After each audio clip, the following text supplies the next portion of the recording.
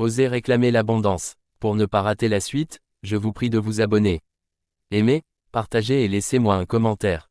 Merci. Nous n'osons pas laisser s'épanouir entièrement les désirs de nos cœurs, nous laisser guider par nos aspirations divines, et réclamer l'abondance qui est notre patrimoine. Nous demandons peu, nous espérons peu, nous étouffons nos désirs et limitons nos aspirations. Et n'osant pas réclamer tout ce qui est en réserve pour nous, nous ne nous ouvrons pas assez pour que l'influx céleste puisse pénétrer en nous et nous enrichir. Notre mentalité est restreinte, notre développement imparfait, de telle sorte que nos pensées sont limitées et mesquines. Nous n'avons pas cette foi puissante qui se confie implicitement et qui reçoit abondamment. Le Créateur nous donne toutes choses sans aucune limitation. La toute-puissance qui nous a créés et nous soutient donne libéralement, sans mesquinerie, toutes choses à tous. Il n'y a aucune restriction, aucune limitation. Personne n'est exclu de sa libéralité. Nous n'avons pas affaire à un Créateur qui s'appauvrirait en exaucant nos requêtes. Il est dans sa nature de donner, de nous inonder de ses bienfaits. Il n'aura pas moins parce que nous demanderons beaucoup. La rose ne demande pas au soleil une petite partie de sa lumière et de sa chaleur, car il est dans la nature du soleil de les répandre abondamment sur tout ce qui veut les recevoir et les absorber. La bougie ne perd rien de sa lumière en la communiquant à une autre bougie.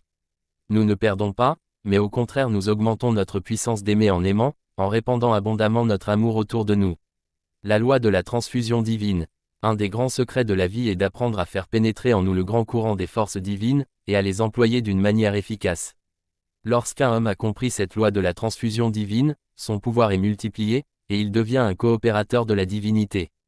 Quand nous reconnaissons que tout provient du grand dispensateur, et qu'il nous donne tout librement et abondamment, quand nous vivons à l'unisson avec l'infini, quand la brute en nous a été vaincue et que les scories de la malhonnêteté, de l'égoïsme, de l'impureté ont été brûlées et détruites, alors nous sommes capables de voir Dieu, car les écailles qui nous aveuglaient auparavant sont tombées. Nous voyons Dieu, et nous connaissons ce qui est bien, car ceux qui ont le cœur pur voient Dieu. Quand la déloyauté, le désir de profiter de nos frères sont enlevés de nos cœurs, nous vivons si près de Dieu que tout ce qu'il y a de bon dans l'univers vient à nous spontanément. Nous restreignons cet influx divin par nos mauvaises actions et nos pensées fausses. Toute mauvaise action est un voile opaque qui nous empêche de voir Dieu. Tout faux pas nous sépare de lui. Merci de nous avoir suivis jusqu'à la fin. À la prochaine.